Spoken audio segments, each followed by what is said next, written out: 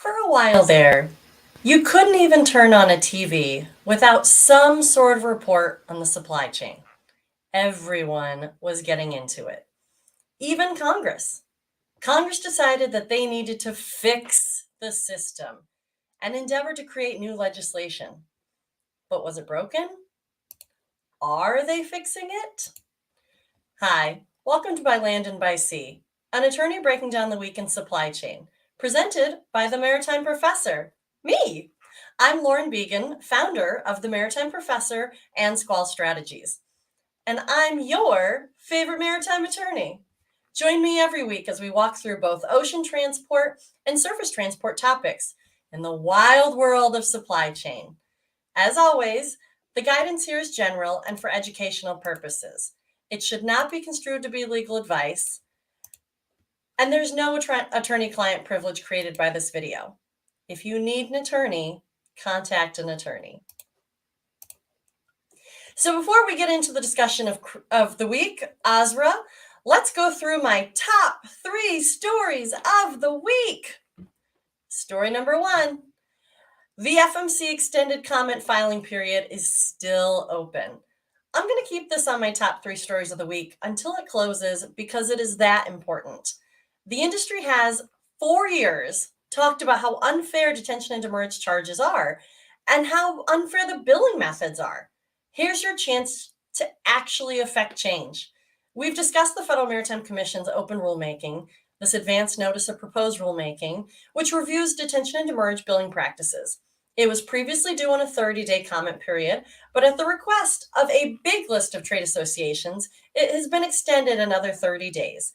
So this comment filing period is April 16th. It's not an additional 30 days that it's a full total 60 days now total. It'll go April 16th. I talked about it last week. I didn't want anyone confused that now it's an additional. It's 60 days total.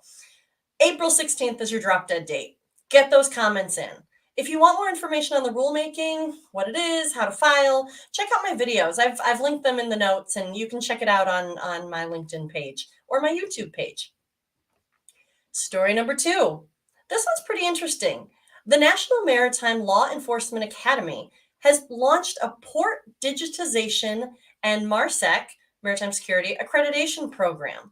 This will create a baseline prerequisite standard integrating asset digitization capabilities with security vulnerability assessments, training, exercise, and cybersecurity. That's a lot.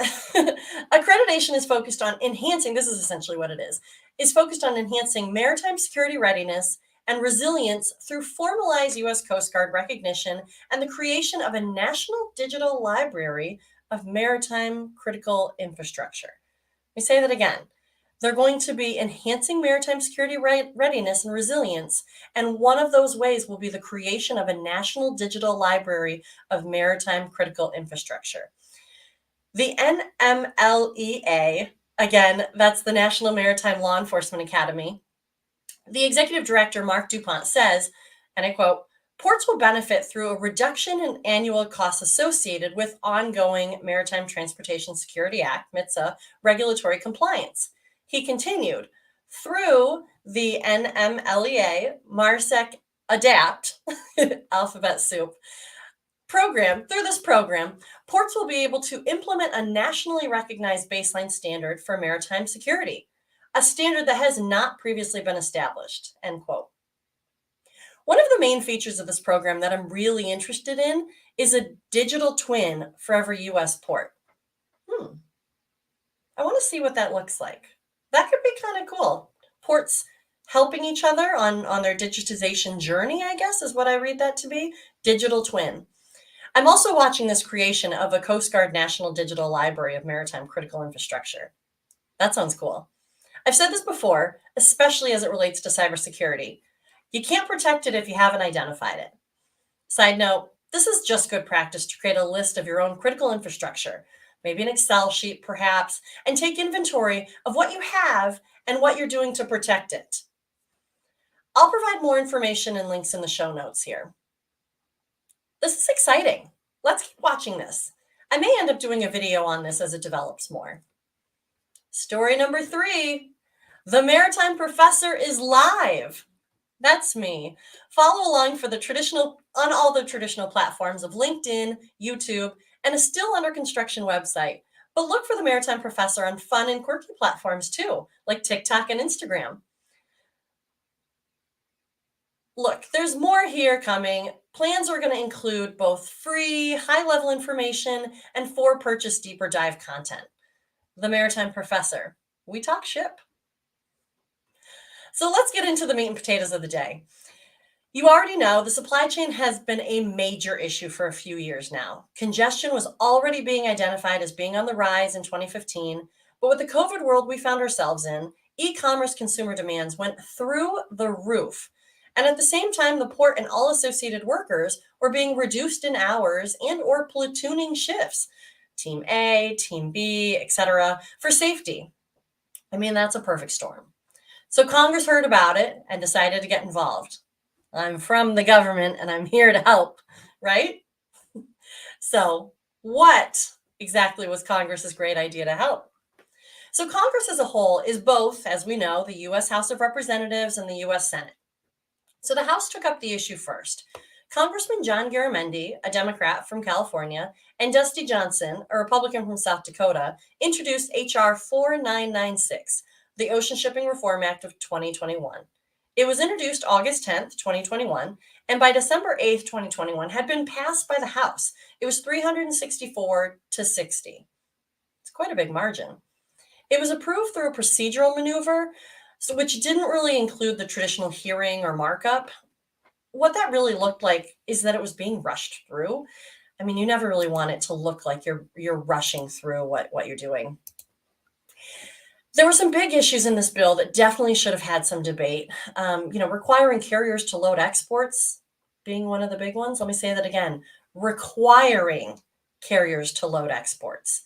It's one thing if it hinges on no unreasonable denials of exports, but having the government require businesses engage in business that really up until a few years ago was a very slim margin game. This seems problematic. Let me say that again. A private industry is now going to be required by the government to take business. Remember, up until about 5 years ago, ocean carriers barely broke even in the ocean freight industry. These billion-dollar profits are a shock to everyone, carriers included. And at the very least, this seems like something that should have had some discussion, right? At one point, John Butler of the World Shipping Council, which is an industry trade association for the international ocean cargo shipping world, essentially all of the ocean carriers, John Butler said, the bill is a political statement of frustration with supply chain challenges, frustrations that ocean carriers share. I mean, he's not wrong. Maybe the industry and the shipper side of things and the ocean carrier side of things, maybe they don't see eye to eye on who is to blame here. But I think that in general, it seemed as the House bill was going along that it might have been a political statement of frustration. The hurried nature of the bill and the no discussion over directives that would have major industry impact, I've said it before, it just seems like that would warrant a discussion, just a discussion. I'm encouraged that there was action being taken here in general. And honestly, I'm not necessarily criticizing that it went quickly, but I would like to see things that come from Congress be a little bit more evergreen and a little less reactionary. If it's coming from Congress, that should have timeless effect and not necessarily reacting in the moment. Because as we know, Congress can move fairly quick, but the whole congressional process isn't necessarily for that immediate return on most instances. So the House version passed. In the bill summary, it's explained that the bill will also require ocean common carriers to report to the FMC, the Federal Maritime Commission, each calendar quarter on total imports and export tonnage and the total loaded and empty 20-foot equivalent units per vessel that go to the U.S. The FMC can actually request this information for the most part, but now this makes it a direct reporting requirement. Okay. The bill also requires the FMC to publish and annually update all of its findings on false certifications by ocean common carriers, or MTOs, and all penalties, MTOs, marine terminal operators, essentially ports, and all penalties assessed against such carriers or operators. Okay, I don't mind this. Visibility is probably a good thing. Well, I shouldn't say probably. It is a good thing. The bill also prohibits ocean common carriers and marine terminal operators from retaliating or discriminating against shippers because such shippers have patronized another carrier or filed a complaint. Arguably, this is kind of already one of the authorities of the FMC. It's always a good thing to say that there's some protection for retaliation or discrimination against shippers because shippers have changed carriers or what have you. But always a good thing to really dive in on this. Something that the FMC maybe already has pretty good authority on.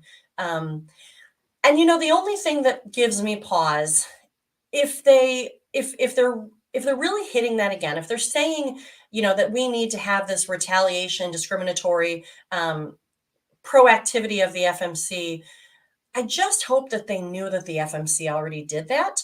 I'd like to think that they did, but as we've kind of all realized, not many people understand what the Federal Maritime Commission does.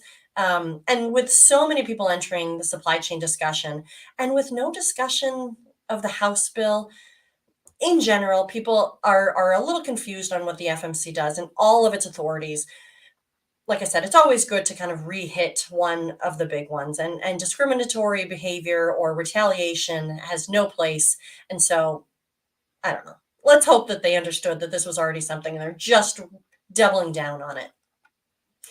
The bill also directs the FMC to establish rules prohibiting ocean common carriers and the MTOs, marine terminal operators, from adopting and applying unjust and unreasonable demurrage and detention fees. Okay, this is establishing a rule. This is directing the FMC to establish the rule.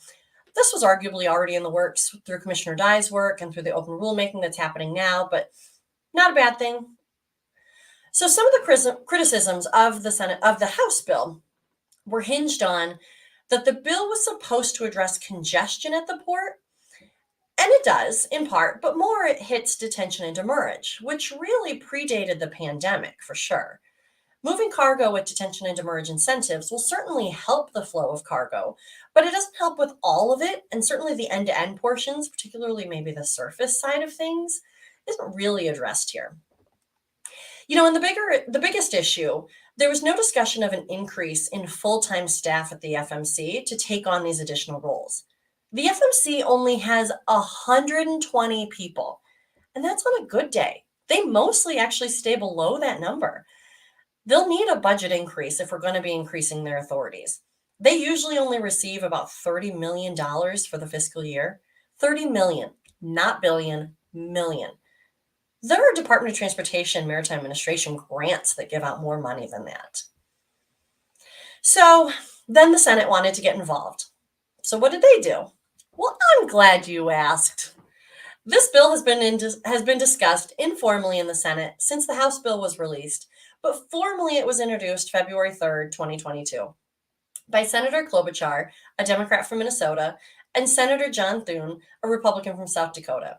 It was introduced in the U.S. Senate Committee on Commerce, Science, and Transportation, and then voted out of committee just this week, Tuesday, March 22nd, 2022. The bill now heads to the Senate floor for discussion. Senator Klobuchar seems to understand the nuance of one of the major issues of the House bill, and actually in G-Captain this week was quoted as saying, this bill will, quote, level the playing field for American exporters by making it harder for ocean carriers to unreasonably refuse goods ready to export at ports. Now, do you see that distinction there? She's saying that it's going to make it harder for ocean carriers to unreasonably refuse those exports, not requiring that they take those exports. It's a small distinction, but it's very important because, like I said, it's on one side requiring a business to do something, and sometimes they could be taking a loss for that activity versus unreasonably refusing to export. That's something you can go after. So what does the Senate bill do for the industry? So it prohibits ocean carriers from unreasonably, let me say that again, unreasonably denying exports. Now, unreasonable is a subjective term that definitely needs definition.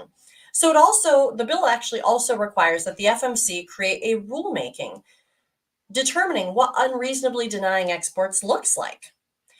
A little administrative law explanation here. The Senate makes statutes, and these give authorities to federal agencies. And then the federal agencies take those statutes and make regulations. So you have the statutes that are the US Code, USC, and the regulations that are the CFR. They're in the Code of Federal Regulations. Understanding the difference there is so helpful. So statutes come from Congress, regulations come from the agencies. So the language says, not later than 1 year after the date of enactment of this act, the Federal Maritime Commission shall issue rulemaking defining unreasonable refusal to deal or negotiate with respect to vessel space. So they're saying this statute will say no later than 1 year. The FMC needs to create a regulation about this. They're going to make a rulemaking, and then that rule will turn into a regulation. It also shifts the burden. This Senate bill also shifts the burden of proof regarding the reasonableness of detention and demurrage from the invoiced party to the ocean carrier. So let's put that in an example. So there's a box. It's offloaded from the ship onto a terminal. Usually the terminal is owned, maybe it's owned or operated by the ocean carrier. It sits there for a month without any movement by the beneficial cargo owner, the BCO, basically the owner of the goods inside. So the ocean carrier, the terminal, assesses the demurrage on the box. It's sitting there too long. This is a charge that's supposed to incentivize the movement of the box off the yard. Basically, Demerge is saying, you can't keep your stuff here. This isn't a storage zone. It's a loading zone. So the Senate bill would now require the ocean carrier to prove that that was a reasonable charge to assess instead of the cargo owner. So I'll be watching how this plays out. I want to see what this actually looks like, and I want to see how the industry reacts to it. The shifting of the burden is often the shifting of the costs associated with proving that burden. So should the person taking the action defend why they took it? The carrier defend why they had to assess this charge for this 1 month sitting on the yard in the loading zone? Or should the person contesting the charge say why they think it's unreasonable? The box was there for a month, but maybe it was on a government hold, which is a very controversial area. Maybe it was underneath a bunch of other boxes and they couldn't get to it. Maybe part of the appointment system wasn't available and you couldn't get to it, so it sat there. So usually it's on the person claiming that it's unreasonable, but now they're saying that the terminal itself should say why they thought it was reasonable. I'm not sure if this is going to solve the problem, because if they thought it was reasonable, obviously in the first instance, they're going to continue to say they wouldn't have assessed it otherwise. They're going to continue to say it was reasonable. They're going to put forth information saying, well, there were appointments available and there were, it wasn't beneath all of the other boxes. And we gave you this window to come in. It just seems like there might end up being a few more contentions created than from the person who's saying that it was unreasonable, just putting forth their reasoning and then the terminal responding to that. But like I said, I want to see what this looks like as it comes out. So the Senate version also mimics the House version for reporting requirements, requiring ocean common carriers to report to the FMC each calendar quarter on total import-export tonnage and the TEUs. So TEUs, I've said this a few times, I just want to stop there, 20 equivalent units. Essentially how cargo boxes are measured is in these 20 equivalent units, TEUs. But they're not the big long ones that you mostly see out there, sitting on chassis for the most part, riding on the road. And I want to be a little clear. So those long ones that kind of have you know what a cargo box is that comes off of a ship versus a truck box. A truck box is different than the cargo boxes that usually have the carrier line on the side of it. So it's measured in TEU, 20 equivalent units, which is a 20-foot box. It's a pretty short box, so that's probably not what you're thinking of. The 40-foot boxes are probably what you're thinking of, and those are FEU, so 40 equivalent units. Now, those are 40 feet long versus the 20 feet long. Just wanted to clear that up.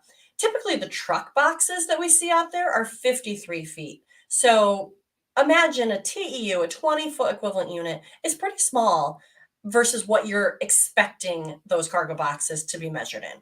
So sometimes if you see some measurements that are in TEUs, just remember that's likely maybe half of what you're expecting in your mind, because of the 40-foot equivalent is maybe where your mind goes. So the bill also will authorize the FMC to self-initiate investigations of ocean common carrier business practices and take enforcement actions as appropriate. Making this clear, making it so that the FMC can self-initiate, and making a very clear directive of this self-initiating investigations, I think that's fine. The FMC, for the most part, they have enforcement authorities. They have a Bureau of Enforcement that looks into bad actors in the industry. The self-initiate piece, okay, maybe that wasn't clear. Maybe that's something that needs to be spelled out. Clarity here will probably be a good thing. Let's just see where this goes. There's also a section in the Senate bill on registering shipping exchanges. I think this is going to be a really interesting area to continue to watch as well. It's going to create an entirely new part in the U.S. Code, Chapter 405, Shipping Exchange Registry. So it's Section 40504.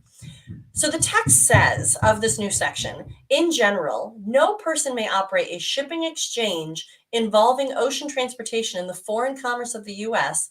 unless the shipping exchange is registered as a national shipping exchange under the terms and conditions provided in this section and the regulations issued pursuant to this section.